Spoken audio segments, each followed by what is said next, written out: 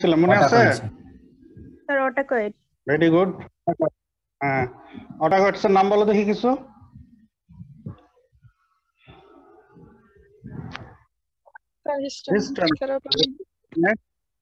Serotonin, prostaglandins. করলে এর পরপরই চলে আসে কোনটা? লিউকোট্রিনস। তারপর প্লেটলেট অ্যাক্টিভেটিং ফ্যাক্টর। তারপর অ্যাক্টিভ পেপটাইডস। এর মধ্যে কিছু আছে ভাসোকনস্ট্রিক্টরস, কিছু ভাসোডাইলেটরস। আর কি আছে? Some cytokines. ঠিক আছে। এর মধ্যে আমরা histamine and serotonin related discussion last ক্লাসে করে ফেলেছি। আজকে আমরা বাকিটুকু ডিসকাশনে যাব, মূলত প্রোস্টাগ্ল্যান্ডিন, লিউকোট্রিনস। তো হিস্টামিনের সোর্স, হিস্টামিনের রিসেপ্টর, এগুলোর ফিজিওলজিক্যাল ইফেক্টস, হিস্টামিনের ক্লিনিক্যাল ইউজ,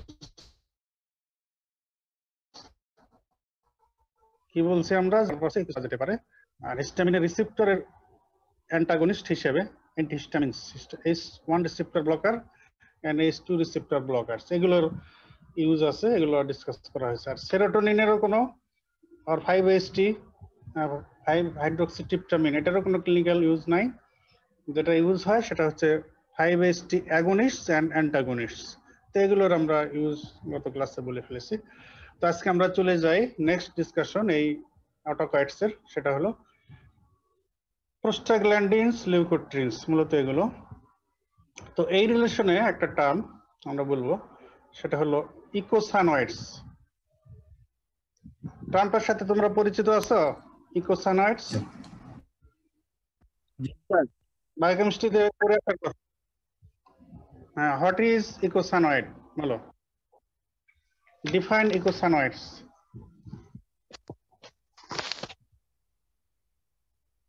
ঠিক আছে,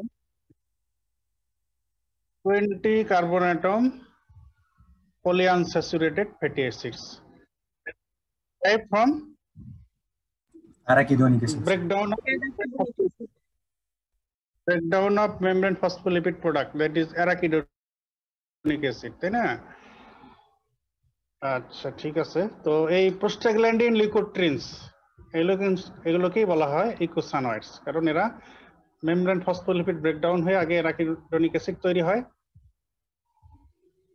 বাই দ্য এনজাইম। এখানে কোন এনজাইম কাজ করে? মেমব্রেন ফসফোলিপিড ব্রেকডাউন হয়ে অ্যারাকিডোনিক অ্যাসিড তৈরি হয়। এনজাইমের নাম কি? নো, সাইক্লোঅক্সিজেনেজ এর পরের স্টেপে, এখানে না। ফসফোলিপিড ব্রেকডাউন করবে কোন এনজাইম? ফসফোলাইপেজ A2 না, ফসফোলাইপেজ A2। হ্যাঁ, ফসফোলাইপেজ A2 দ্বারা মেমব্রেন ফসফোলিপিড ব্রেকডাউন হয়ে একদিকে অ্যারাকিডোনিক অ্যাসিড তৈরি হয়, আর সাইড বাই সাইড আরেকটা জিনিস তৈরি হয়, সেটাও একটা অটোকয়েড, সেটা হলো প্লেটলেট অ্যাক্টিভেটিং ফ্যাক্টর। আর মূল পাথওয়েতে চলে যায় অ্যারাকিডোনিক অ্যাসিড।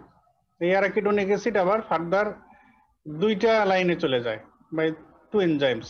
একদিকে হলো সাইক্লোঅক্সিজেনেস, সংক্ষেপে বলা হয় কক্স, আর একদিকে হলো লাইপোঅক্সিজেনেস, ইন শর্ট বলা হয় লক্স। তাহলে সাইক্লোঅক্সিজেনেস এনজাইম দিয়ে এই সাইক্লোকক্স পাথওয়ে, যেটা এই পাথওয়েতে তৈরি হয় different prostaglandins including thromboxane A2। তাহলে কক্স পাথওয়ে দিয়ে অ্যারাকিডোনিক অ্যাসিড থেকে বাই দ্য এনজাইম সাইক্লোঅক্সিজেনেস তৈরি হয় different prostaglandins, prostaglandin E2, prostaglandin I2, prostaglandin D, prostaglandin F2 alpha, এইসব। আর লক্স পাথওয়ে দিয়ে বাই দ্য এনজাইম লাইপোঅক্সিজেনেস তৈরি হয় লিউকোট্রিনস। লিউকোট্রিনসও আবার বিভিন্ন রকম আছে, leukotriene B2, C2, D2, E2।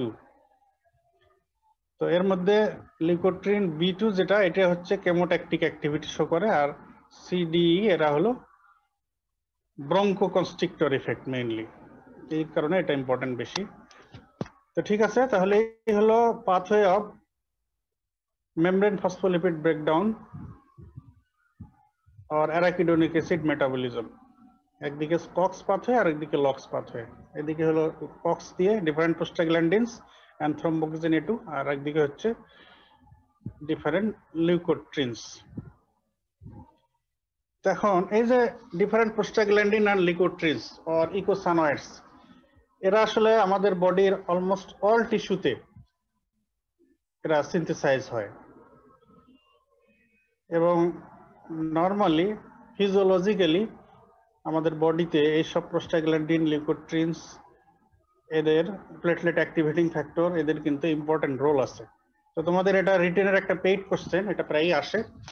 Write down the physiological roles of eicosanoids or write down the physiological roles of prostaglandins and or leukotrienes, এভাবে রিটেনে কোশ্চেন আসতে পারে। তো এগুলো তোমাদের একটা ইন শর্ট জিস্ট যে ইফেক্ট গুলা, ফিজিওলজিক্যাল রোল গুলো, এগুলো তোমাদের মনে রাখতে হবে, মুখস্থ রাখতে হবে, রিটেনে যাতে আসলে লিখতে পারো। তো what are the physiological roles of eicosanoids or prostaglandins and leukotrienes?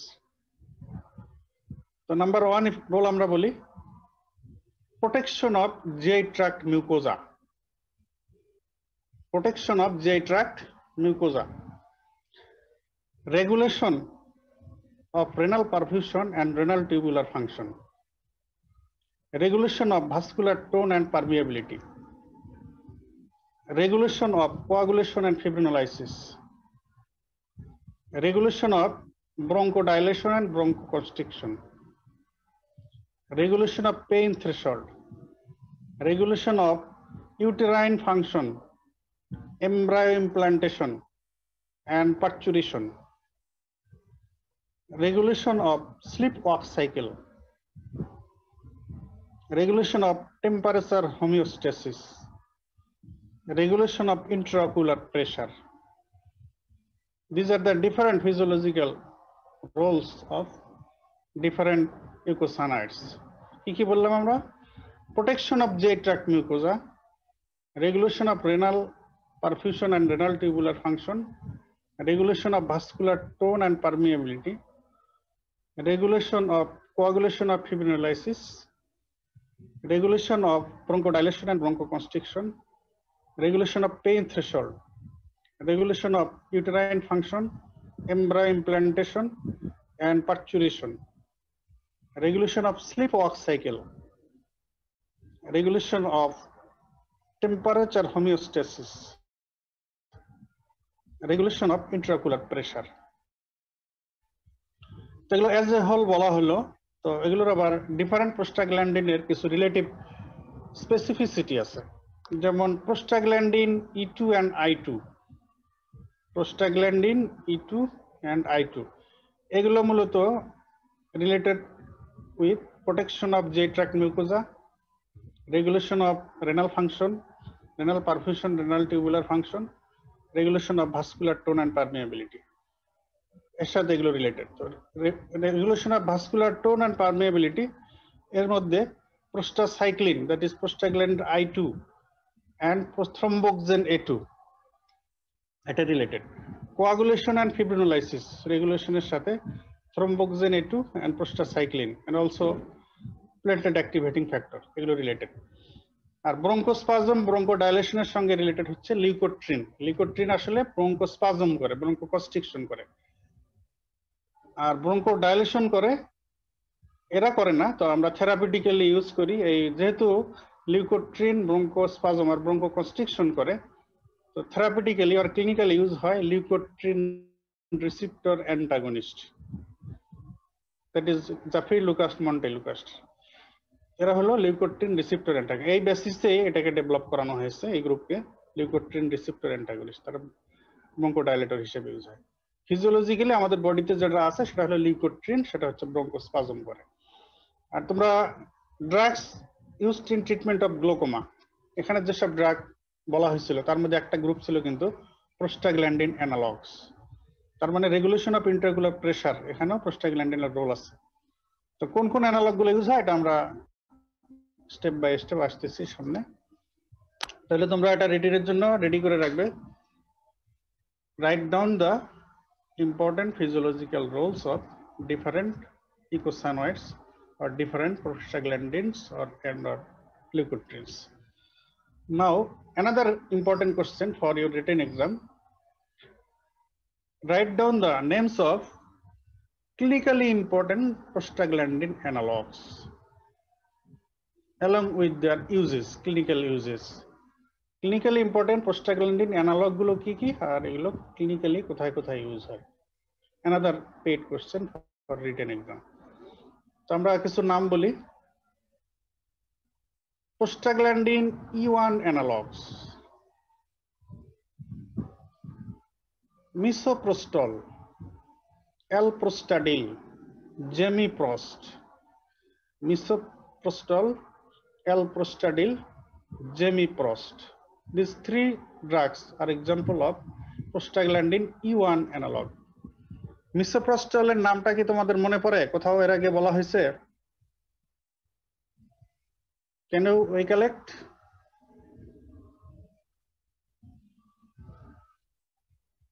কি শুনতে পাচ্ছ তোমরা?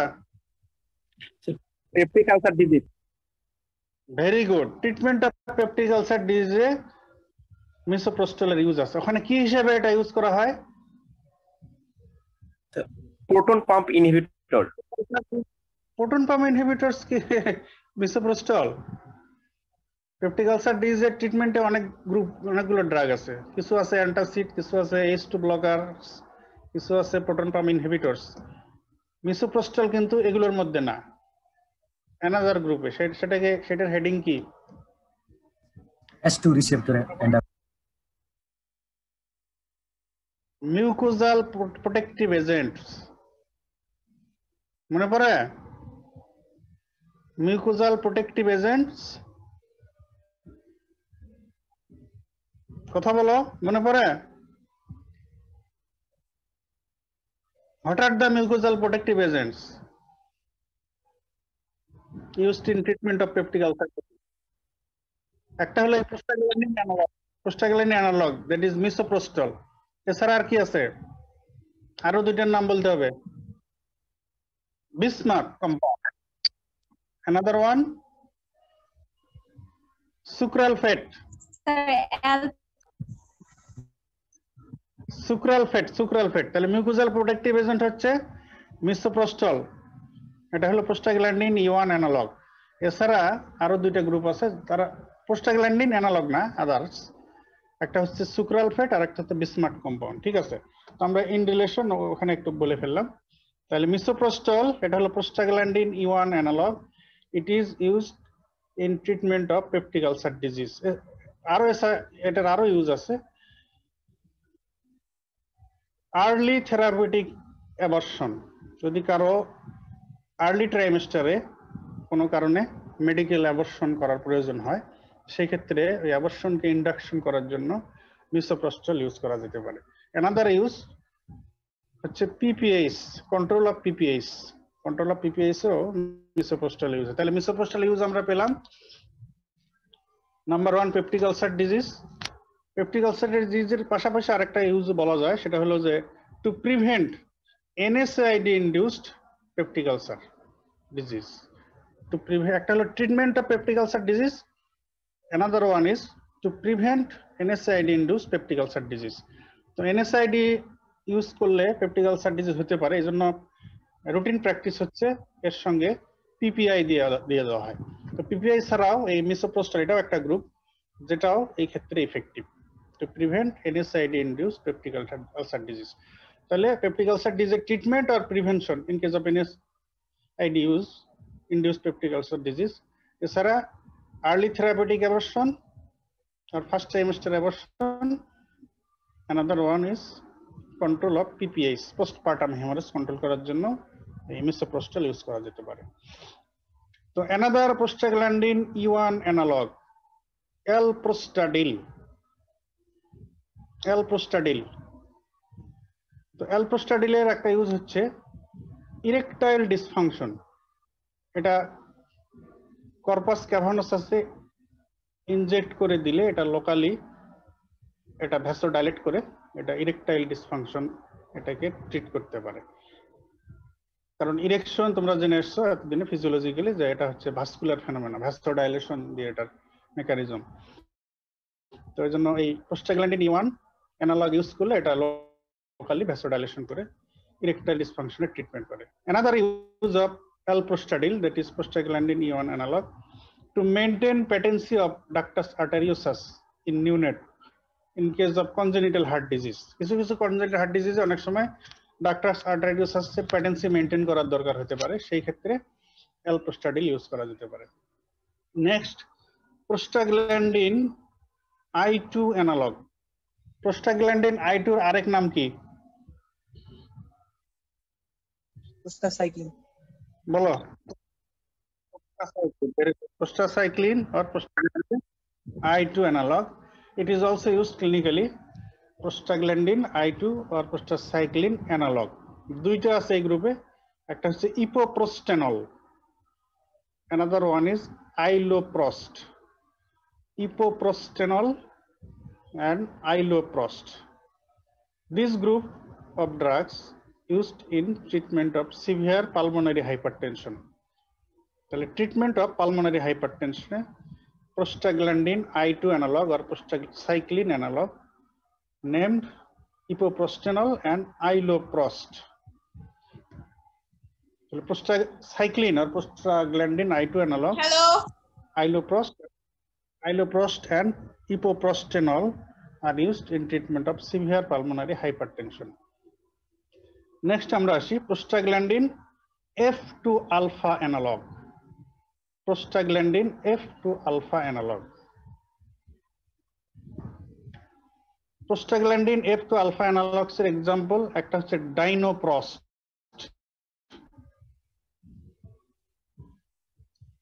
dinoprost এই নামটা কোথায় শুনছো তোমরা?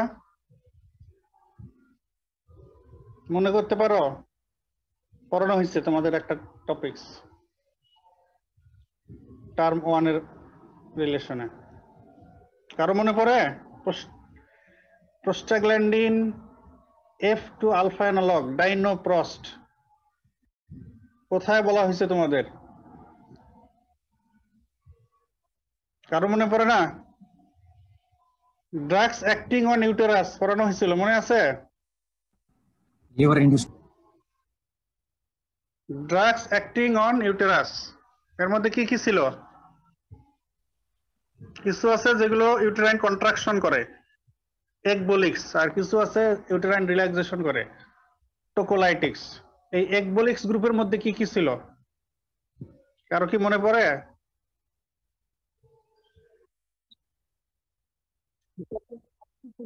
একটা ছিল অক্সিটোসিন আর একটা ছিল আর্গোমেট্রিন। অ্যানাদার গ্রুপ ছিল prostaglandin অ্যানালগ। এখানে ছিল একটা ছিল prostaglandin F2 alpha analog dinoprost, another prostaglandin analog সেটা হচ্ছে prostaglandin E2 analog, সেটা হচ্ছে dinoproston। তাহলে prostaglandin F2 alpha analog হচ্ছে dinoprost আর prostaglandin E2 analog হচ্ছে dinoproston। দুটোরই similar use, that is induction of labor and late therapeutic aversion. Induction of labor and late therapeutic aversion. এই পারপাসে prostaglandin E2 analog dinoproston and prostaglandin F2 alpha analog dinoprost use হয়। তাহলে induction of labor, that is একবোলিক্স হিসেবে, আর হচ্ছে for induction of late therapeutic aversion. prostaglandin F2 alpha analog এর another example carboprost, এটাও তোমাদের বলা হয়ে গেছে ওই রিলেশনে, মনে আছে? carboprost এর ইউজ কি? a prostaglandin F2 alpha analog carboprost, where it is used? second trimester. Very good. Control of refractory PPH due to uterine atony. PPH or postpartum hemorrhage control করার জন্য অনেক ড্রাগ ইউজ হয়, যেমন oxytocin use করা হয়, আর্গোমেট্রিন use করা হয়, misoprostol use করা হয়। এগুলো দিয়েও যদি কন্ট্রোল করা না যায়, last resort for control of PPH due to uterine atony, যে ড্রাগটা ইউজ হয় সেটা হচ্ছে কার্বোপ্রস্ট। এটা একটা প্রোস্টাগ্ল্যান্ডিন F2 আলফা অ্যানালগ, তার মানে ecbolic effect. Prostaglandin F2 alpha অ্যানালগের another use, that is in treatment of open angle glaucoma. আমি এই যে ফিজিওলজিক্যাল রোল বলার সময় বলতেছিলাম রেগুলেশন অফ ইন্ট্রাঅকুলার প্রেসার, ওখানে এই কথাও বলতেছিলাম যে drugs used in treatment of glaucoma. এখানে একটা গ্রুপ ছিল, অনেক ড্রাগ ছিল লিস্টে, তার মধ্যে একটা গ্রুপ ছিল প্রোস্টাগ্ল্যান্ডিন অ্যানালগ। এবার আসতেছি আমরা সেই পয়েন্টে, প্রোস্টাগ্ল্যান্ডিন F2 আলফা অ্যানালগস তো আমরা কিছু বললাম যেগুলো এগবোলিক হিসেবে ইউজ হয়, আর কোন একটা বললাম যেটা কন্ট্রোল অফ পিপিএইচ এ ইউজ হয়। এবারে আসতেছে যে প্রোস্টাগ্ল্যান্ডিন F2 আলফা অ্যানালগস গুলো ট্রিটমেন্ট অফ ওপেন অ্যাঙ্গেল গ্লোকোমাতে ইউজ হয়। এদের এক্সাম্পল হচ্ছে লাটানোপ্রস্ট, বিমাটোপ্রস্ট, ট্রভাপ্রস্ট। গ্লোকোমার ড্রাগে কিন্তু তোমরা পড়ে এসছো, বলা হয়েছে তোমাদের। তাহলে prostaglandin F2 alpha analogs used in treatment of open angle glaucoma আর ল্যাটানোপ্রস্ট, বিমাটোপ্রস্ট, ট্রভাপ্রস্ট।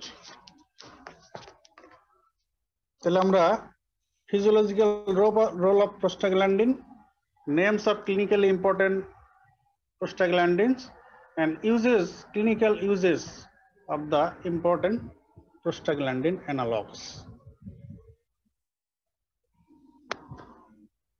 এবারে আমরা চলে যাই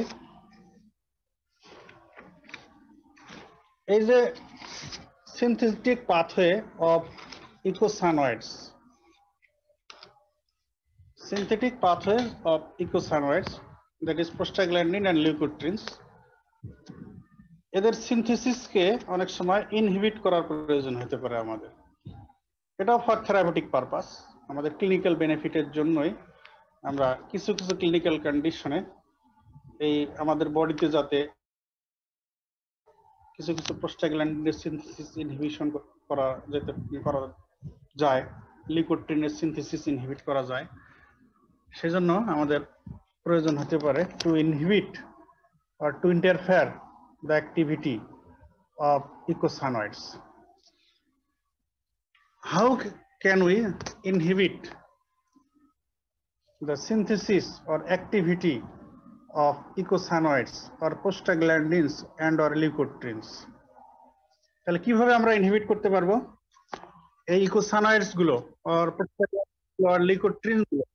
এগুলো সিনথেসিস ইনহিবিট করতে পারি বা অ্যাক্টিভিটি ইন্টারফেয়ার করতে পারবো আমরা কিভাবে?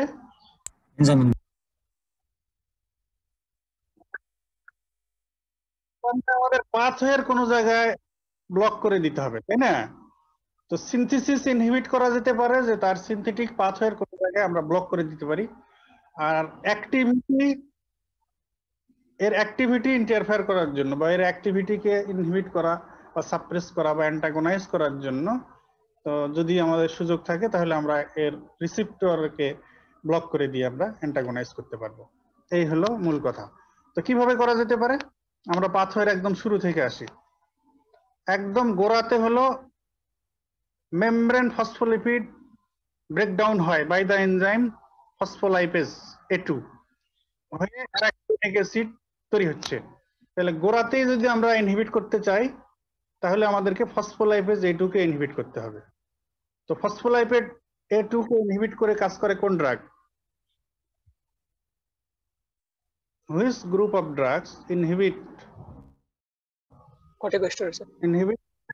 phospholipase A2? Corticosteroids. এটা কিভাবে কাজ করে? Corticosteroids stimulate synthesis of a polypeptide known as lipocortin 1. Corticosteroid stimulates synthesis of a polypeptide known as lipocortin 1. এই lipocortin 1 inhibit phospholipase A2. Ultimate কথা হলো যে স্টেরয়েড দিলে এই লাইপোকর্টিন 1 তৈরি হয় যেটা ফসফোলাইপেজ A2 এনজাইমকে ইনহিবিট করে। তো গোড়াতেই এই এনজাইম যদি ইনহিবিশন হয়ে যায় তাহলে আর ফার্দার স্টেপস গুলোই হবে না। এটা হলো একটা approach. What are the approaches to inhibit synthesis of eicosanoids or arachidonic acids or arachidonic acid metabolites, that is prostaglandins and or leukotrienes? তাহলে এক নাম্বার হচ্ছে, নাম্বার 1 হচ্ছে কর্টিকোস্টেরয়েড দিয়ে আমরা গোড়াতেই ফসফোলাইপেজ J2 এনজাইমকে ইনহিবিট করে এদের সিনথেসিসকে ইনহিবিট করে দিতে পারি। ফার্দার যদি নিচে যাওয়া যায় তাহলে হবে কি একটু স্পেসিফিকেশনে চলে আসবে। কর্টিকোস্টেরয়েড যে ইনহিবিট করবে এটা কিন্তু in general all arachidonic acid metabolites এর সিনথেসিসকে ইনহিবিট করবে, সেটা প্রোস্টাগ্ল্যান্ডিন সিনথেসিসও ইনহিবিট করবে, লিউকোট্রিন সিনথেসিসও ইনহিবিট করবে। তো যদি আমাদের স্পেসিফিক ইনহিবিশন দরকার হয়, আমরা সবগুলোর ইনহিবিশন চাই না, আমরা যদি চাই যে আইদার আমরা প্রোস্টাগ্ল্যান্ডিন সিনথেসিস ইনহিবিট করব অথবা লিউকোট্রিন সিনথেসিস ইনহিবিট করব, তাহলে আমাদের স্পেসিফিক পাথওয়েতে চলে আসতে হবে। তো যদি আমরা চাই যে প্রোস্টাগ্ল্যান্ডিন সিনথেসিস ইনহিবিট করব, তাহলে প্রোস্টাগ্ল্যান্ডিন সিনথেসিস ইনহিবিটরস হিসেবে স্পেসিফিক গ্রুপ যেটা সেটা হলো NSAID। এটা তোমাদের অ্যানালজেসিক পড়ানো হয়েছে, এখানে বলা হয়েছে। তো NSAID গ্রুপের অ্যানালজেসিক এরা কিভাবে কাজ করে? By inhibiting cyclooxygenase enzyme, cyclooxygenase enzyme, that is COX pathway. তো NSAID সাইক্লোঅক্সিজেনেজ এনজাইমকে ইনহিবিট করে ডিফারেন্ট প্রোস্টাগ্ল্যান্ডিন সিনথেসিস ইনহিবিট করে দিতে পারে। এইভাবে সে analgesic effect, antipyretic effect, anti inflammatory effect এগুলো দেয়। ইভেন একটা NSAID aspirin in low dose also gives antiplatelet effect. Low dose aspirin দিলে অ্যান্টিপ্লেটলেট ইফেক্টও হয়। তাহলে কক্স পাথওয়ে আর সাইক্লোঅক্সিজেনেজ এনজাইমকে ইনহিবিট করে আমরা ডিফারেন্ট প্রোস্টাগ্ল্যান্ডিন সিনথেসিস ইনহিবিট করে ডিফারেন্ট ইফেক্ট পাইতে পারি, যেমন antipyretic effect, anti inflammatory effect, analgesic effect, and antiplatelet effect. Another pathway, that is LOX pathway, that is by inhibiting 5-lipoxygenase enzyme. By inhibiting 5-lipoxygenase enzyme, আমরা leukotriene সিনথেসিসকে inhibit করতে পারি। তো যদি 5-lipoxygenase inhibitor use করা হয় তাহলে leukotriene synthesis inhibit হয়ে যাবে, লিউকোট্রিন অ্যাক্টিভিটি সাপ্রেস হয়ে যাবে। তো example of 5-lipoxygenase enzyme is Zileuton, a drug known as Zileuton, Zeleeuton,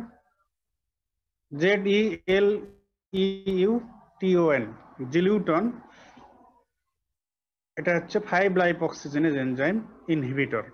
তো এই জিলিউটন দিলে এই লক্স পাথওয়ের এনজাইম 5-lipoxygen ইনহিবিশন হয়ে যাবে, লিউকোট্রিন সিনথেসিস আর হবে না। তো এইভাবে লিউকোট্রিন সিনথেসিস ইনহিবিট করা যায়। তাহলে আমরা এই অ্যারাকিডোনিক অ্যাসিড মেটাবলিজমের পাথওয়ে যেটা একদম মেমব্রেন ফসফোলিপিড ব্রেকডাউন থেকে শুরু করে প্রোস্টাগ্ল্যান্ডিন লিউকোট্রিন তৈরি হওয়া পর্যন্ত এই যে পাথওয়েটা মেটাবলিক পাথওয়ে, এই পাথওয়ের ইনহিবিটরস হিসেবে যে গ্রুপগুলো পেলাম ড্রাগের, number 1 corticosteroids, number 2 NSAIDs, and number 3 5-lipoxygenase enzyme inhibitor Zileuton। তো এই রিলেশনে আরেকটা গ্রুপের নামও বলে ফেলি, এরা আসলে সিনথেসিস ইনহিবিটর না, বাট অ্যাক্টিভিটি ইন্টারফেয়ারিং ড্রাগস। সেটা হলো লিউকোট্রিন, এবং এটারই ইউজ কিন্তু এই পাথওয়ের ক্ষেত্রে এই ড্রাগ অটাকয়েডস এর লিঙ্কে বেশি। আমরা যেমন এদিকে পেলাম কর্টিকোস্টেরয়েড, এটা তো clinically very very very very useful. তারপরে কক্স ইনহিবিটরস, NSAIDs, এই গ্রুপের ড্রাগ গুলো অনেক অনেক অনেক ইউজ হয়। বাট লক্স ইনহিবিটর যে ড্রাগ বললাম আমরা নাম জিলিউটন, 5-lipoxygenase enzyme inhibitor, এটা কিন্তু ক্লিনিক্যালি আসলে ইউজ হয় না। ক্লিনিক্যালি ইউজ হয় হচ্ছে লিউকোট্রিন রিসিপ্টর অ্যান্টাগনিস্ট। তো লিউকোট্রিনের অ্যাক্টিভিটিকে কমানোর জন্য আমরা সিনথেসিস ইনহিবিটরের ড্রাগও আছে, কিন্তু এটা ক্লিনিক্যালি ইউজ ওইভাবে হয় না। তো এই রিলেশনে যেটা বেশি ইউজ হয় সেটা হলো লিউকোট্রিন রিসিপ্টর অ্যান্টাগনিস্ট। তো লিউকোট্রিন তৈরি হওয়ার পরে সেই রিসিপ্টরের মাধ্যমে কাজ করে, লিউকোট্রিন রিসিপ্টর অ্যান্টাগনিস্ট। তো সেই লিউকোট্রিন রিসিপ্টর অ্যান্টাগনিস্ট গুলো লিউকোট্রিন অ্যাক্টিভিটিকে কমানোর জন্য ইউজ করা হয়। এদের এক্সাম্পল হচ্ছে জাফিরলুকাস্ট অ্যান্ড মন্টেলুকাস্ট। জাফিরলুকাস্ট অ্যান্ড মন্টেলুকাস্ট, এরা হচ্ছে লিউকোট্রিন রিসিপ্টর অ্যান্টাগনিস্ট। কোথায় এই ড্রাগগুলো ইউজ হয় তোমরা কি শুনছো? Asthma. Asthma. মন্টেলুকাস্টের নাম তো এখন মানুষ প্রায় মানুষই জানে। কোন ডিজিজের ট্রিটমেন্ট ইউজ হয় জানো কি? Asthma. Sir, bronchial asthma. Bronchial asthma. Treatment of bronchial অ্যাজমায় এই লিউকোট্রিন রিসেপ্টর অ্যান্টাগনিস্ট ইউজ হয়। আচ্ছা আচ্ছা, এই রিলেশনে তোমাদের একটু নলেজ অ্যাসেস করে দেখি। ব্রঙ্কিয়াল অ্যাজমা ম্যাক্সিমাম ক্ষেত্রে এর প্যাথোজেনেসিসটা কি বলো তো দেখি?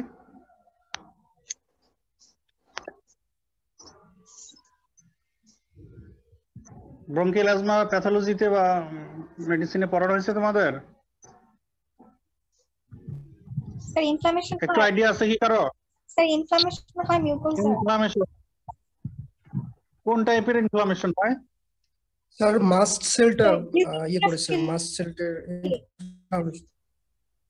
এখানে স্যার মাস্ট সেল অ্যাক্টিভেট হয়, এখান থেকে প্রোস্টাগ্ল্যান্ডিন, হিস্টামিন এগুলো রিলিজ হবে।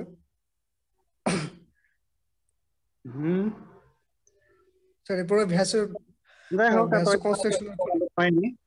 তো অ্যাজমার অনেক ভেরিয়েন্ট আছে প্যাথোজেনেসিসে, যে ম্যাক্সিমাম ক্ষেত্রে বা অনেক ক্ষেত্রেই যেটা দেখা যায়, pathogenesis of bronchial asthma starts with type 1 hypersensitivity reaction.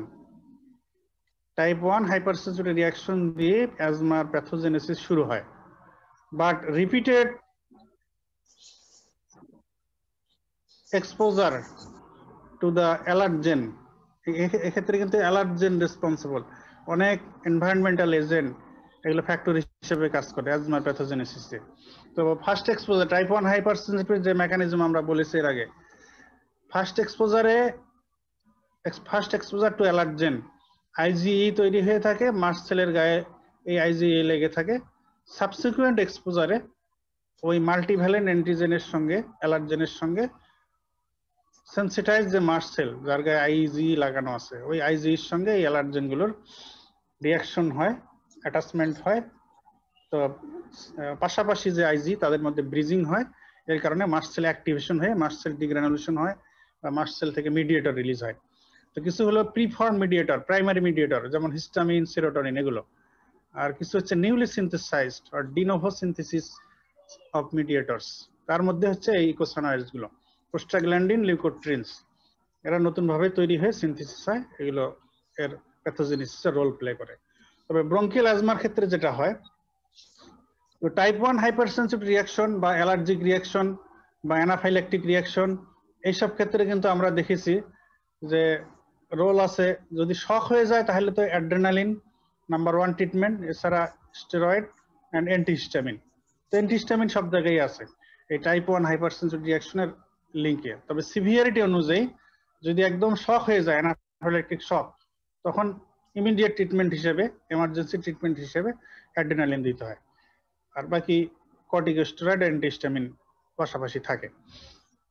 তো কিন্তু ব্রঙ্কিয়াল অ্যাজমার ক্ষেত্রে যদিও আমরা বলতেছি যে এর প্যাথোজেনেসিসটা স্টার্ট হয় with type 1 hypersensitivity reaction, but repeated exposure two allergen, asthma তো ক্রনিক ডিজিজ, এইসব পেশেন্টের বারবার এক্সপোজার হইতে থাকে, যার কারণে যে অ্যালার্জেনের কারণে যার অ্যাজমা হয় সেই অ্যালার্জেনের রিপিটেড এক্সপোজার হইতে থাকে, এবং রিপিটেডলি এই ব্রঙ্কিয়াল মিউকোজাল ওয়ালে রিঅ্যাকশন হইতে থাকে, ইনফ্লামেশন হইতে থাকে, এবং রিপিটেড অ্যান্ড ক্রনিক যখন হয়ে যায় এক্সপোজার, তখন তার ইনফ্লামেশনের নেচার চেঞ্জ হয়ে যায়। ক্রনিক হয়ে গেলে এটা একসময় ক্রনিক ইনফ্লামেশনের টার্ন নেয়। যদিও স্টার্ট হয় টাইপ 1 হাইপারসেনসিটিভিটি রিঅ্যাকশন হিসেবে, কিন্তু ক্রনিক হওয়ার কারণে subsequent exposure to the allergen হইতে হইতে এটা নেচারটা চেঞ্জ হয়ে ক্রনিক ইনফ্লামেশনের টার্ন নেয়। এই জন্য অ্যাজমার ট্রিটমেন্টে কিন্তু আমরা, যদিও তোমাদের ব্রঙ্কিয়াল অ্যাজমার ড্রাগ এখনো পড়ানো হয়নি, আচ্ছা সামনে হবে, ব্রঙ্কিয়াল অ্যাজমার ট্রিটমেন্টে কিন্তু অ্যান্টিহিস্টামিন ইউজের কথা কোথাও নাই, যদিও টাইপ 1 হাইপারসেনসিটিভ রিঅ্যাকশন দিয়ে শুরু হয় আমরা বলতেছি। এর কারণ হলো এটাই যে যদিও শুরু হয় টাইপ 1 দিয়ে, কিন্তু এটা আসলে কিছু সময় পরেই এটা ক্রনিক ইনফ্লামেটরি চেঞ্জ হয়ে যায় মিউকোজা ব্রঙ্কিয়াল ওয়ালে। তো এই জন্য যখন ক্রনিক ইনফ্লামেটরি চেঞ্জ হয় তখন আর অ্যান্টিহিস্টামিনের কোনো রোল থাকে না। তো এই জন্য এক্ষেত্রে অ্যান্টি ইনফ্লামেটরি যে ড্রাগ যেগুলো ক্রনিক ইনফ্লামেশনে ইফেক্টিভ এইসব ড্রাগ ইউজ করতে হয়। এই জন্য এক্ষেত্রে স্টেরয়েড অ্যান্টি ইনফ্লামেটরি ড্রাগ হিসেবে কর্টিকোস্টেরয়েড অ্যান্ড অলসো এই লিউকোট্রিন রিসেপ্টর অ্যান্টাগনিস্ট এই গ্রুপও very much effective. Steroid, leukotriene receptor antagonist, another group আছে মাস্ট সেল স্টেবিলাইজার্স। এগুলো হলো ফর ক্রনিক ইনফ্লামেটরি চেঞ্জকে করার জন্য, রিভার্স করার জন্য। আর ইমিডিয়েট রিলিফের জন্য ব্রঙ্কিয়াল অ্যাজমার পেশেন্টদের আবার ব্রঙ্কোডাইলেটর ইউজ হয়।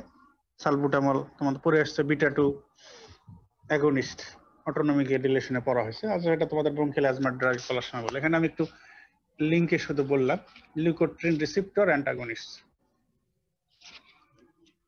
এখন আমরা একটা কথা বলি, এটা তোমাদের অ্যানালজেসিক আর এনএসআইডি রিলেশনেও বলা হয়েছে একটু। এই যে আমরা বলতেছি কক্স ইনহিবিটরস, এনএসআইডিস, এই কক্সের আবার দুইটা আইসোজাইম আছে। সাইক্লোঅক্সিজেনেজ এনজাইমের দুইটা এনজাইম ভেরিয়েন্ট আছে, আইসোজাইম আছে। কি কি বলতো?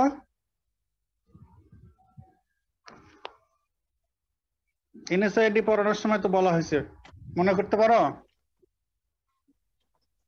কক্স কয় ধরনের আছে? সাইক্লোঅক্সিজেনেজ এনজাইম কয় ধরনের আছে? COX-1, COX-2. COX-1 and COX-2, ঠিক আছে? COX-1 and COX-2, these are the two types of COX. Cyclooxygenase enzyme এর দুইটা টাইপস, সাইক্লোঅক্সিজেনেজ 1 and সাইক্লোঅক্সিজেনেজ 2।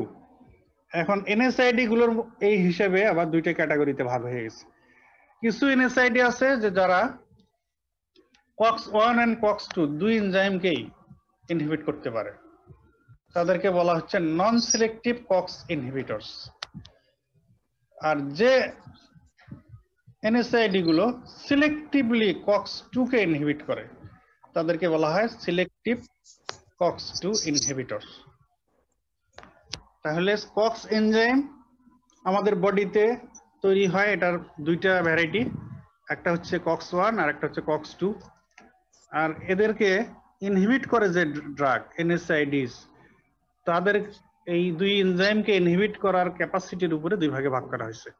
তো যে এনএসআইডি গুলো non selective, that is they non selectively inhibit both COX-1 and COX-2, তারা হচ্ছে non selective COX inhibitors.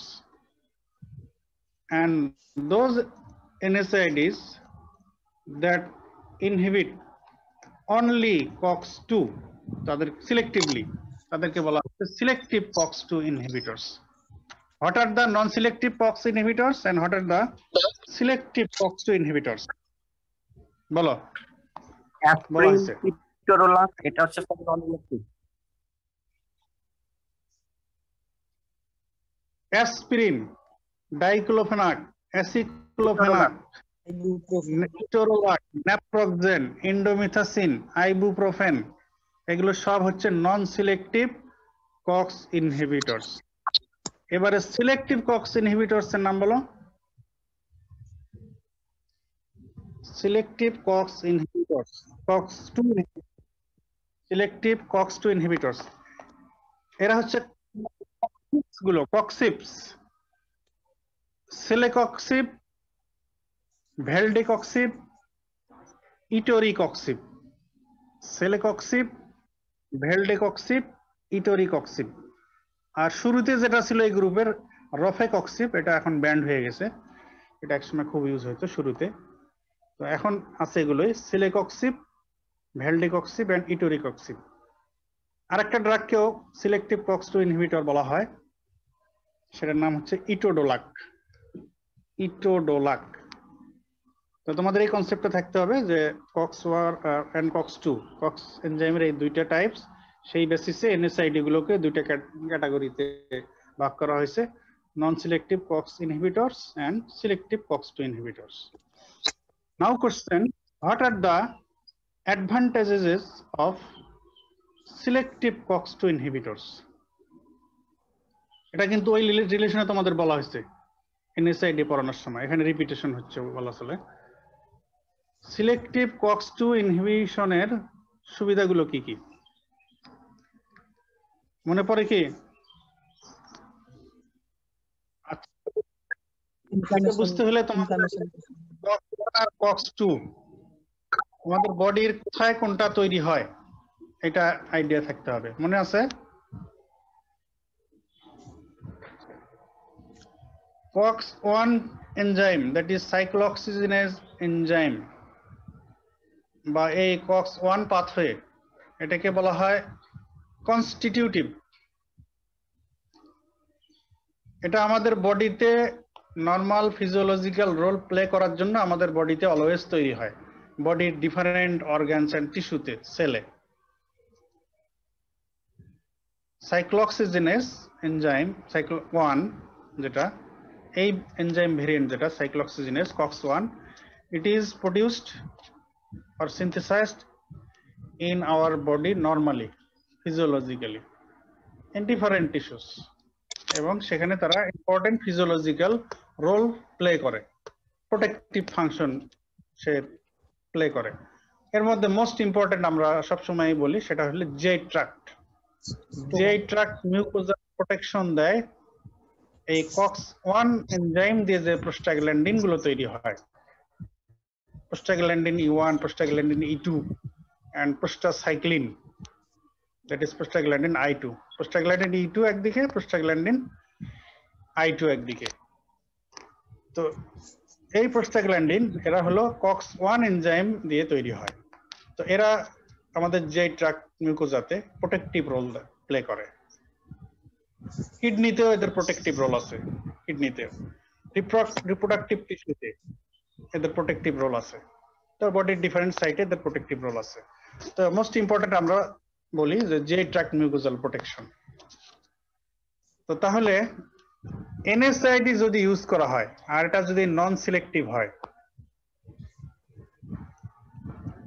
তো তাহলে তো আমরা এনএসআইডি ইউজ করব পেইন রিলিফ করার জন্য। পেইন রিলিফ করতে গিয়ে আবার নরমালি যে prostaglandin E2 and prostaglandin I2 যে ট্রাক্ট মিউকোজাতে প্রোটেক্টিভ রোল প্লে করতো, এই প্রোস্টাগ্ল্যান্ডিন গুলো সিনথেসিসও ইনহিবিট হয়ে যাবে। হয়ে গেলে যে ট্রাক্ট মিউকোজার প্রোটেকশন থাকবে না। প্রোটেকশন না থাকলে যে tract mucosal erosion, ulceration, that is peptic ulcer, even perforation or bleeding ও হতে পারে। তাহলে যদি non selective COX inhibitors use করা হয় তাহলে কিন্তু আমরা দেখতেছি যে নন সিলেক্টিভ হওয়ার কারণে, COX-1 ইনহিবিশন হওয়ার কারণে যে ট্রাক্ট মিউকোজাল প্রোটেকশন এটা আর থাকবে না।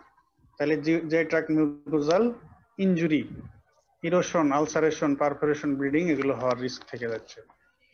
আচ্ছা, এখন COX-2 আবার কোথায়? COX-2 এনজাইম যেটা, এই এনজাইমটা আবার আমাদের বডিতে নরমালি তৈরি হয় কম। It is inducive, that is it is produced when it is induced to be produced. তখন এটা তৈরি হয় যখন তাকে ইনডিউস করা হয়, স্টিমুলেট করা হয়। নরমালি ফিজিওলজিক্যালি এটা তৈরি খুব কম হয়। তো সেই ইনডিউসিং এজেন্ট গুলো কি কি বা ইনডিউসিং ফ্যাক্টর গুলো কি কি? ইনফ্লামেটরি ফ্যাক্টর, ইনফ্লামেশনের যেসব ফ্যাক্টর আছে, triggering factor, immunogen, antigen, allergen, even carcinogen, neoplastic agent মানে নিওপ্লাসিয়া, এগুলো দিয়েও কিন্তু এই COX-2 এই এনজাইম ইনডিউস হয়। তাহলে ইনফ্লামেটরি কন্ডিশনে আর নিওপ্লাস্টিক কন্ডিশনে COX-2 এনজাইমের এক্সপ্রেশন বেশি হয়। তো এই জন্য অ্যান্টি ইনফ্লামেটরি ইফেক্ট পাওয়ার জন্য এই মূল মেকানিজম হচ্ছে মূলত COX-2 এনজাইমকে ইনহিবিট করা। আমরা যে এনএসআইডি দিয়ে anti inflammatory, antipyretic or anti analgesic effect পাই, এটা মূলত বাই ইনহিবিটিং, যদি আমরা একদম সিলেক্টিভ কথা বলি তাহলে আসলে এই অ্যান্টি ইনফ্লামেটরি ইফেক্ট মূলত পাই by inhibiting COX-2 enzyme. Cyclooxygenase 2 এনজাইমকে ইনহিবিট করেই আমরা অ্যান্টি ইনফ্লামেটরি ইফেক্ট পাই, কারণ COX-2 এনজাইম তৈরিই হয় at the site of inflammation or at the site of neoplasm. তো যেহেতু ইনফ্লামেটরি সাইটেই ওটা তৈরি হয়, তো যদি আমরা সেই এনজাইমকে সিলেক্টিভলি ইনহিবিট করতে পারি তাহলে কিন্তু আমরা সিলেক্টিভ ইফেক্ট পাবো। শুধু কক্স2 কে ইনহিবিট হবে তাহলে কক্স2 মিডিয়েটেড যে ইনফ্ল্যামেটরি প্রোস্টাগ্ল্যান্ডিন গুলো ইনফ্ল্যামেটরি সাইটে তৈরি হচ্ছে, আমরা সিলেক্টিভলি সেই প্রোস্টাগ্ল্যান্ডিন গুলো সিনথেসিসকে ইনহিবিট করতে পারবো without interfering synthesis of prostaglandins that are synthesized by COX-1 enzyme. তো যদি আমরা সিলেক্টিভলি COX-2 কে ইনহিবিট করি তাহলে আমরা selective anti inflammatory analgesic and antipyretic effect পাবো at the site of inflammation. যে জায়গায় প্রবলেম সেই জায়গার প্রোস্টাগ্ল্যান্ডিন সিনথেসিস তারা ইনহিবিট করবে, ইফেক্টটা সিলেক্টিভ হবে।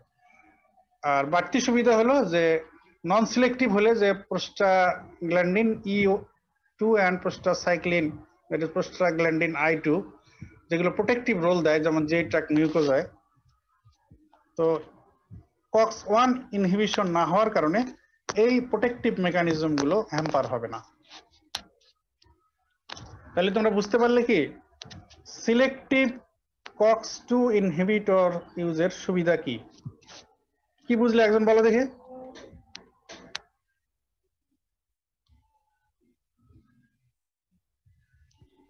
Advantages of selective COX-2 inhibitors বলো। স্যার গ্যাস্ট্রিক মিউকোসাল ড্যামেজটা প্রিভেন্ট হবে, গ্যাস্ট্রিক মিউকোজাল প্রোটেকশন হবে, তাই না?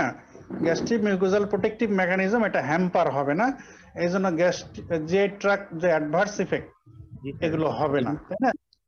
কি কি অ্যাডভার্স ইফেক্ট হয় এনএসআইডির কারণে যে ট্র্যাক্টে?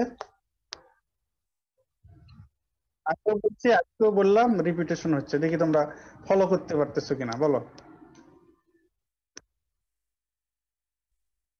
Gastric erosion, gastric ulceration, peptic ulcer disease, perforation and bleeding, এগুলো হলো যে tract adverse effect of NSAID. তো এটা নন সিলেক্টিভে হওয়ার চান্স বেশি না সিলেক্টিভে হওয়ার চান্স বেশি বলো? গুলোতে হওয়ার চান্স বেশি, কারণ নন সিলেক্টিভ গুলো COX-1 এন্ড COX-2 দুটাকে ইনহিবিট করতেছে। তো আমাদের এনএসআইড ইউজ করলে আমাদের যে ডিজায়ার্ড ইফেক্ট, আমরা যেটা চাচ্ছি যে antipyretic analgesic anti inflammatory effect হবে, তো এটার জন্য আমাদের দরকার শুধু ইনফ্ল্যামেটরি প্রোস্টাগ্ল্যান্ডিন যেগুলো, এগুলোর সিনথেসিস ইনহিবিট করা। আর ইনফ্ল্যামেটরি প্রোস্টাগ্ল্যান্ডিন গুলো তৈরি হয় at the site of inflammation by the enzyme COX-2।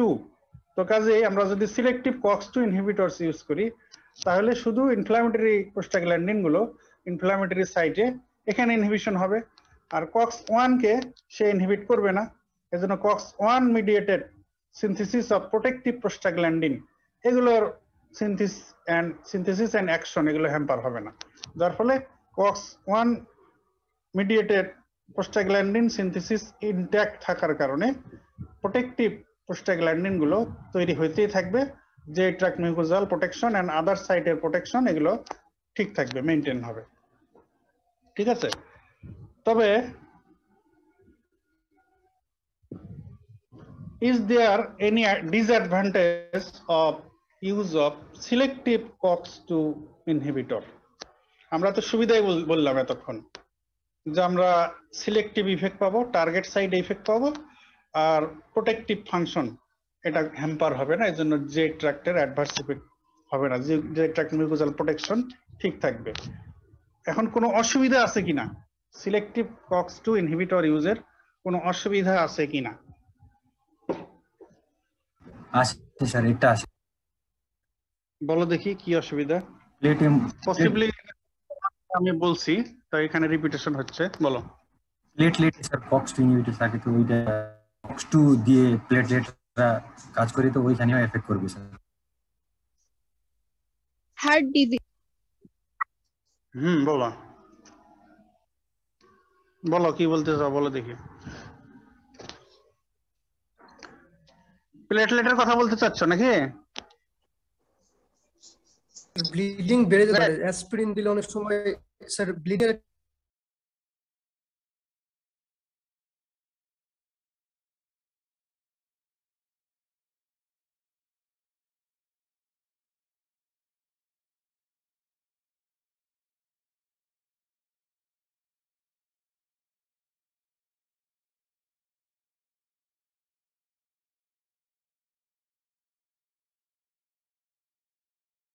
সুবিধা বললাম, কোনো অসুবিধা আছে কিনা? অসুবিধা আছে এই কারণে যে আমি তোমাদেরকে বললাম যে সিলেক্টিভ কক্স টু ইনহিবিটরের ফার্স্ট ড্রাগ যেটা মার্কেটে এসেছিল রফেকক্সিব, ওইটার এই অসুবিধাগুলো বেশি ছিল, এই কারণে কিন্তু ওইটা ব্যান্ড হয়ে গেছে, মার্কেট থেকে উইথড্র হয়ে গেছে। সেটা এবার বলছি, সেই ডিসঅ্যাডভান্টেজটা সেটা হচ্ছে আমরা বললাম যে COX-2 mediated synthesis of prostaglandins এগুলো মূলত at the site of inflammation হয়, ইনফ্ল্যামেটরি সাইটে ইনফ্ল্যামেটরি প্রোস্টাগ্ল্যান্ডিন গুলোর সিনথেসিস এই মূলত COX-2 মিডিয়েটেড। তো দুই একটা জায়গায় আবার normal physiological role important role play করার জন্য এই COX-2 মিডিয়েটেড প্রোস্টাগ্ল্যান্ডিনের রোল আছে। তার মধ্যে একটা হচ্ছে এন্ডোথেলিয়াম। এন্ডোথেলিয়াম থেকে যে এক ধরনের প্রোস্টাগ্ল্যান্ডিন তৈরি হয় যেটার নাম হচ্ছে prostacyclin. Endothelium derived synthesis of prostacyclin, that is prostaglandin I2, এটা কিন্তু আবার COX-2 mediated. Endothelium derived synthesis of prostacyclin, that is prostaglandin I2, prostaglandin I2 is COX-2 mediated, and renal perfusion and renal tubular function maintain করার জন্য যে prostaglandin কাজ করে এটাও COX-2 mediated synthesis হয়। তাহলে এই দুইটা ইম্পর্টেন্ট জায়গায় আবার COX-2 mediated prostaglandin physiological role play করে, ইম্পর্টেন্ট রোল প্লে করে। তো COX-2 mediated synthesis of prostacyclin in endothelium, এটার রোল হচ্ছে vasodilation and inhibit platelet aggregation। তার মানে নরমালি এটা ভাস্কুলার ফ্লুইডিটি, ব্লাডের ফ্লুইডিটি এটা মেনটেন করতেছে, পারফিউশন অর্গান পারফিউশন মেনটেন করতে এটা হেল্প করতেছে ভ্যাসোডাইলেট করে এবং প্লেটলেট এগ্রিগেশন যাতে না হয় ইনহিবিট করে। আর রেনাল ফাংশন মেনটেন করতেছে, রেনাল পারফিউশন বাড়ায় দেয়, রেনাল টিউবুলার ফাংশন মেনটেন করে।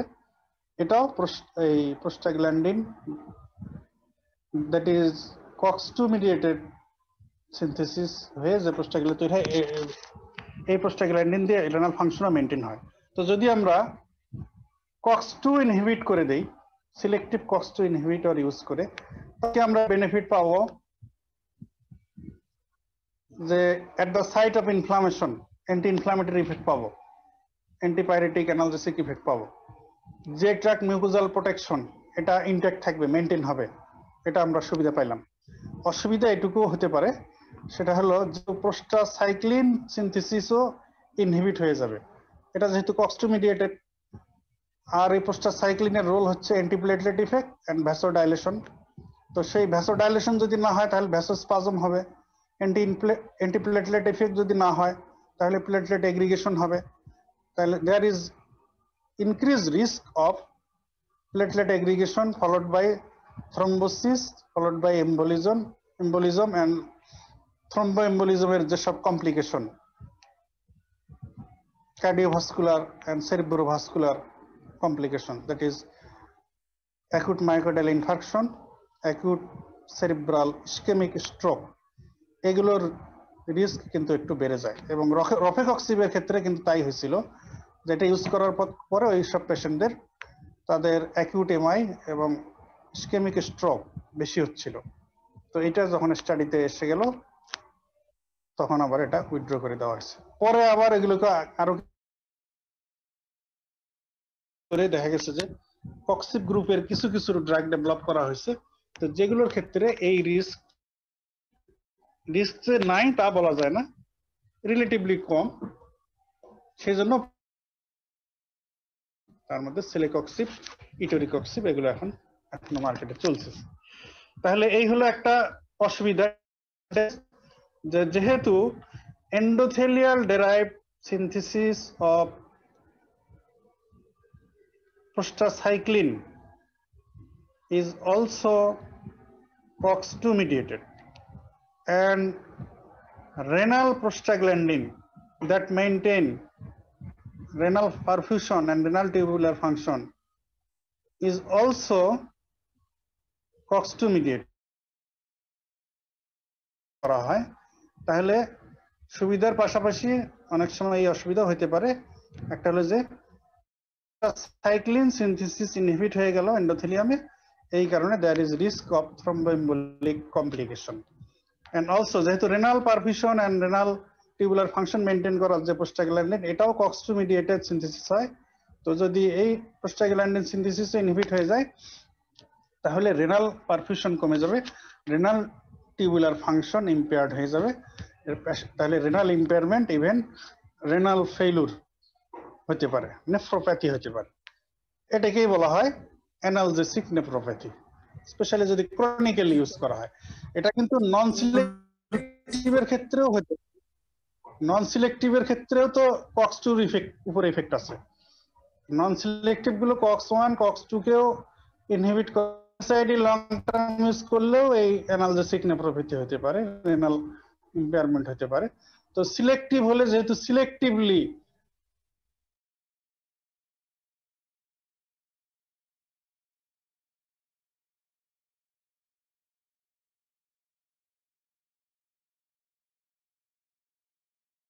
সিলেক্টিভ NSAID, নন সিলেক্টিভ COX ইনহিবিটর, এগুলোর চাইতে যেহেতু সিলেক্টিভ COX-2 ইনহিবিটরের সুবিধা আমরা বলছি, এই কারণে এটা ইউজ করা শুরু করলাম। তো ইউজ করার পরে অনেকের আবার দেখা যায় যে ইডিমা ডেভেলপ করে,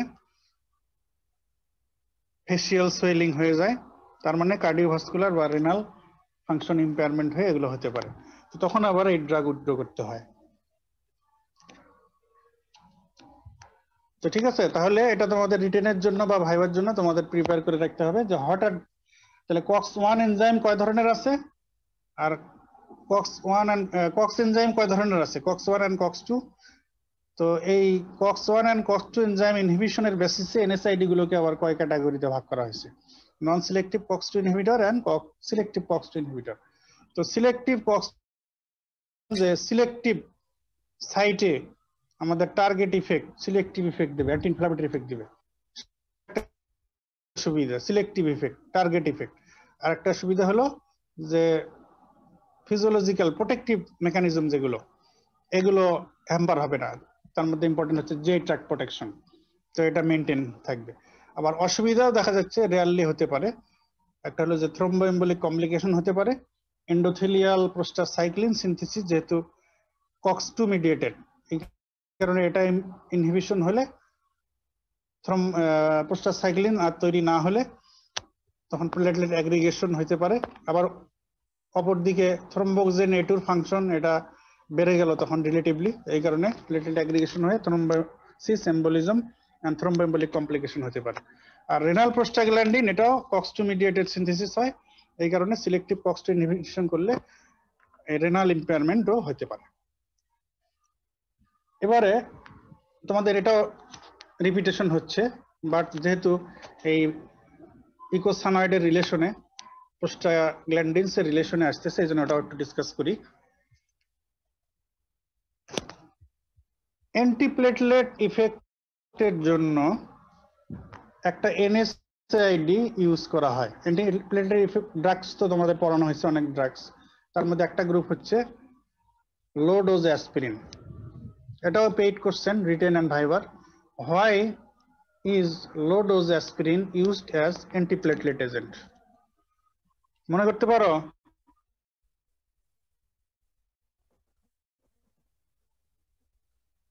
Recollect your memory. Why is low dose aspirin used as antiplatelet agent? বলো দেখি একজন। Homogen A2 inhibit করেছে।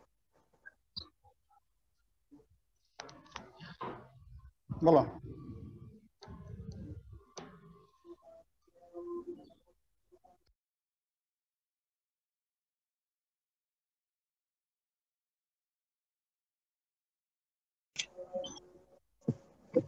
একটা করা যেতে পারে যে থ্রম্বোক্সেন A2 এর সিনথেসিসকে ইনহিবিট করা, তাই না? জি স্যার। থ্রম্বোক্সেন A2 সিনথেসিসকে ইনহিবিট করতে পারি, যেহেতু থ্রম্বোক্সেন A2 প্লেটলেট এগ্রিগেশন নিজেই করায়, তো কাজে ওর সিনথেসিস যদি আমরা ইনহিবিট করে দেই তাহলে আমরা অ্যান্টিপ্লেটলেট ইফেক্টকে এনহ্যান্স করতে পারলাম, অ্যান্টিপ্লেটলেট ইফেক্ট আমরা বেশি পাইলাম। এটা একটা মেকানিজম হতে পারে। আর কি হতে পারে উল্টা দিক থেকে? স্যার প্রোস্টাসাইক্লিন প্রোস্টাগ্ল্যান্ডিন সিক্রেশন বাড়ায় দেবে। প্রোস্টাসাইক্লিনের সিনথেসিসকে যদি আমরা বাড়ায় এনহ্যান্স করি অথবা প্রোস্টাসাইক্লিনই যদি আমরা ইউজ করি ডাইরেক্টলি ড্রাগ হিসেবে, প্রোস্টাসাইক্লিন অ্যানালগ, ডাইরেক্টলি বলতে অ্যানালগ, এই যে একটু আগে বলা হয়েছে প্রোস্টাসাইক্লিন অ্যানালগ, কি নাম বলা হয়েছিল? প্রোস্টাসাইক্লিন অ্যানালগের নাম কি কি বলছি?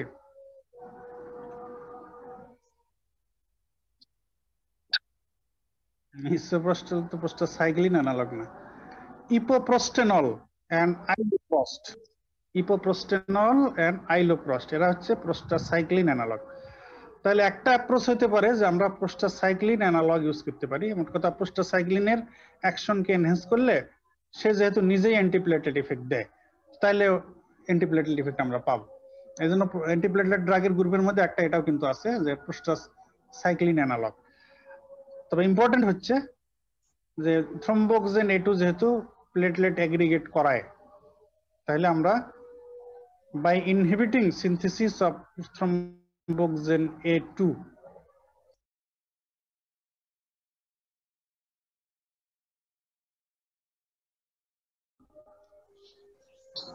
এখন অ্যাসপিরিনের ডোজ ডিপেন্ডেন্ট ভেরিয়েবল ইফেক্টস এটা আমরা ডিসকাস করছি, মনে পড়ে? লো ডোজে এক ধরনের ইফেক্ট, আর একটু বেশি ডোজ হলে আরেক ধরনের, আর একটু বেশি হলে আরেক ধরনের, ভেরি হাই ডোজে আবার লো ডোজে অ্যান্টিপ্লেটলেট ইফেক্ট, তারপরে মডারেট ডোজে antipyretic antipyretic and mild analgesic effect. আচ্ছা, তারপরে হাই ডোজে পটেন্ট পাওয়ারফুল অ্যানালজেসিক ইফেক্ট, তাই না? আর অনেক হাই ডোজে হচ্ছে পাওয়ারফুল তাই না? তার মানে হলো অ্যান্টিপ্লেটলেট ইফেক্ট পাওয়ার জন্য আমরা লো ডোজ অ্যাসপিরিন ইউজ করি। এখন কোশ্চেন হলো যে লো ডোজ অ্যাসপিরিন কেন? হাই ডোজ ইউজ করলে আমাদের সমস্যা কোথায়? এটার এক্সপ্লেনেশন কি? লো ডোজ অ্যাসপিরিন শুধু তো এটার এক্সপ্লেনেশন কক্স-1 ইনহিবিট করে আমরা চাই আর আউটসাইড হ্যাঁ, আমরা যে আমরা সিলেক্টিভলি থ্রম্বোক্সেন A2 এর সিনথেসিসকে ইনহিবিট করব। থ্রম্বোক্সেন A2 একটা প্রোস্টাগ্ল্যান্ডিন, আবার prostaglandin E1, prostaglandin E2, prostaglandin D2, prostaglandin H, prostaglandin F2, অনেক প্রোস্টাগ্ল্যান্ডিন আছে, প্রোস্টাগ্ল্যান্ডিন I2, কতগুলো প্রোস্টাগ্ল্যান্ডিন আছে, ওগুলো প্রোস্টাগ্ল্যান্ডিন। থ্রম্বোক্সেন A2 একটা প্রোস্টাগ্ল্যান্ডিন। তো যদি আমরা হাই ডোজ অ্যাসপিরিন ইউজ করি তাহলে এর প্রোস্টাগ্ল্যান্ডিন সিনথেসিস ইনহিবিশনটা হয়ে যাবে ইন জেনারেল, সে সব প্রোস্টাগ্ল্যান্ডিনের সিনথেসিসকে ইনহিবিট করে দেবে। তো সেই ক্ষেত্রে হবে কি, সেই সব প্রোস্টাগ্ল্যান্ডিনের মধ্যে এদিকে থ্রম্বোক্সেন A2 ও থাকবে, আবার প্রোস্টাসাইক্লিনও থাকবে। তো যদি আমরা হাই ডোজ অ্যাসপিরিন দিয়ে সব প্রোস্টাগ্ল্যান্ডিনের সিনথেসিসকে ইনহিবিট করে দেই, তাহলে কিন্তু আসলে আমাদের যে ডিজায়ার সেটা পূর্ণ হবে না। আমরা চাচ্ছি যে অ্যান্টিপ্লেটলেট ইফেক্ট পাবো, এই জন্য আমরা শুধু থ্রম্বোক্সেন A2 কে সিনথেসিস হইতে দেব না, বাকি প্রোস্টাগ্ল্যান্ডিন গুলোর ইফেক্ট ঠিক থাকবে। কারণ বাকি প্রোস্টাগ্ল্যান্ডিন গুলো তো আমার প্রোস্টাগ্ল্যান্ডিন প্লেটলেট এগ্রিগেশন বাড়ায় না, বরং একটা প্রোস্টাগ্ল্যান্ডিন আছে যেটা বরং প্লেটলেট এগ্রিগেশন কমায়, প্রোস্টাসাইক্লিন। হ্যাঁ, এটা আরো বরং প্রোস্টাগ্ল্যান্ডিন প্লেটলেট এগ্রিগেশনকে আরো কমায়, সেটা তো আমাদের দরকার। তো যদি আমরা লো ডোজ দেই, শুধু থ্রম্বোক্সেন A2 সিনথেসিস ইনহিবিট হবে without interfering synthesis of prostacyclin, যে নিজেও প্লেটলেট এগ্রিগেশনকে ইনহিবিট করে। প্রোস্টাসাইক্লিন মানে নিজেও অ্যান্টিপ্লেটলেট ইফেক্ট দেয়, তো কাজে ওটাকে তো আমাদের ডিস্টার্ব করার দরকার নাই, ওটা থাকলে বরং আমার অ্যান্টিপ্লেটলেট ইফেক্ট আরো বাড়তেছে। তো এই জন্য সিলেক্টিভলি আমরা থ্রম্বোক্সেন A2 কে সিনথেসিস হইতে দেব না, এই জন্য লো dose aspirin is enough. Low dose aspirin is enough for selective inhibition of synthesis of thromboxane A2 without interfering synthesis of prostacyclin. তো তাতে আমাদের সুবিধা হলো যে একদিকে থ্রম্বোক্সেন A2 সিনথেসিস ইনহিবিট করতে পারলাম লো ডোজ দিয়ে সিলেক্টিভলি, তো অ্যান্টিপ্লেটলেট ইফেক্ট আমরা পেলাম। ওদিক দিয়ে আবার যেহেতু প্রোস্টাসাইক্লিন সিনথেসিস হ্যাম্পার হচ্ছে না, সেও এডিশনাল অ্যান্টিপ্লেটলেট ইফেক্ট দিবে। তো আমাদের এই সুবিধা হলো। আর যদি আমরা নন সিলেক্টিভলি এটার ইফেক্ট আমরা পেতে চাই বা এমন ডোজ দেই যেটা নন সিলেক্টিভ হবে, হাই ডোজ অ্যাসপিরিন দিলাম, তখন সে থ্রম্বোক্সিন A2 সিনথেসিসও ইনহিবিট করবে, ওদিকে প্রোস্টাসাইক্লিন সিনথেসিসও ইনহিবিট করবে। তো তাতে কি হলো, থ্রম্বোক্সিন A2 সিনথেসিস ইনহিবিট হওয়ার কারণে আমরা অ্যান্টিপ্লেটলেট ইফেক্ট পেলাম, মানলাম, কিন্তু প্রোস্টাসাইক্লিন সিনথেসিসও যে পাশাপাশি ইনহিবিট হয়ে গেল, এই কারণে যে অ্যান্টিপ্লেটলেট ইফেক্ট প্রোস্টাসাইক্লিন দিত সেটা আর এখন সে দেবে না। নেট ইফেক্ট কিন্তু যা ছিল তাই থেকে গেল। আমরা যে বাড়তি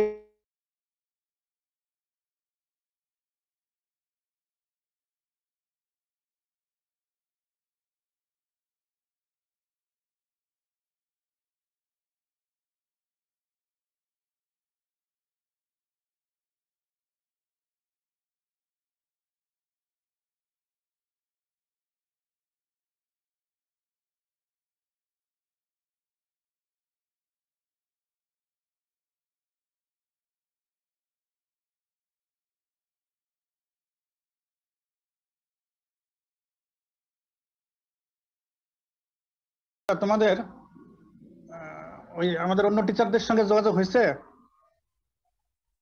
স্যার ওই মামুন স্যারকে এখনো কল দেওয়া হয়নি, আপনার এই আজকে ক্লাসে পরে কল দেবো আর কি নাকি? আচ্ছা, মামুন সাহেবের সঙ্গে যোগাযোগ করো আজকে। উনি আচ্ছা, কালকে আর ক্লাস নেবেন, কবে নেবেন এটা ডিসকাস করে কনফার্ম করে তারপরে আমাকে জানাই দাও। যদি উনি কালকে নিতে চান তাহলে হয়তো আমি কালকে নেব না, আর যদি না নেন তাহলে কালকে আমি নেব। যাই হোক, তোমরা ওনার সঙ্গে একটু যোগাযোগ করো, ঠিক আছে? আচ্ছা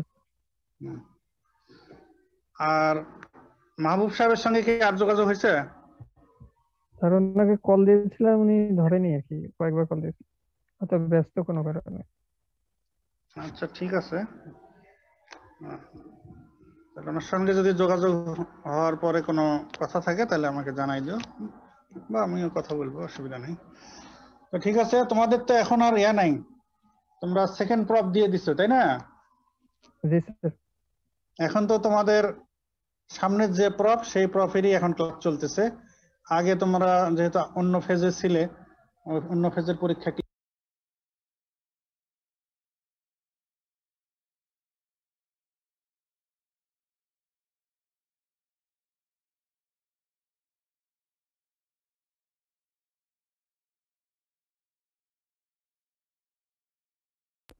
করতে থাকো, কারণ পরিস্থিতি এরকম চলতে থাকলে হয়তো এইভাবেই ক্লাস শেষ হয়ে যাবে। আবার যদি ডিসিশন হয় পরীক্ষার, তখন পরীক্ষা এইভাবেই হয়তোবা এই পড়াশোনা এই ক্লাসের উপরেই হয়তোবা দিতে হবে। কাজেই তোমাদের এখন যে ক্লাসগুলো হচ্ছে এগুলো তোমরা খুবই গুরুত্বপূর্ণ মনে করে ক্লাসও করো এবং সাথে সাথে পড়ে ফেলো, সব চ্যাপ্টারগুলো টপিকগুলো পড়ে ফেলো। তোমাদের অ্যাটেন্ডেন্স তো এই অবস্থা কেন? এত কথা বলা হলো অ্যাটেন্ডেন্সের ব্যাপারে।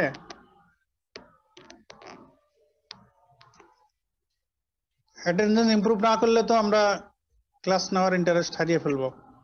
না স্যার, অন্যান্য ইয়েতে ছিল, এই আজকে দুপুরবেলায় শুধু আজকে নাই। এর আগের ক্লাসে বেশি ছিল? ছিল স্যার, 112 জনের মতো ছিল। এই ক্লাসে এত পুয়ার কেন, অনলি 78? স্যার দুপুরে ক্লাস করে একটু কষ্ট হয়ে যায়, মানে এই কারণে পোলাপান হয়তো কম থাকতেছে।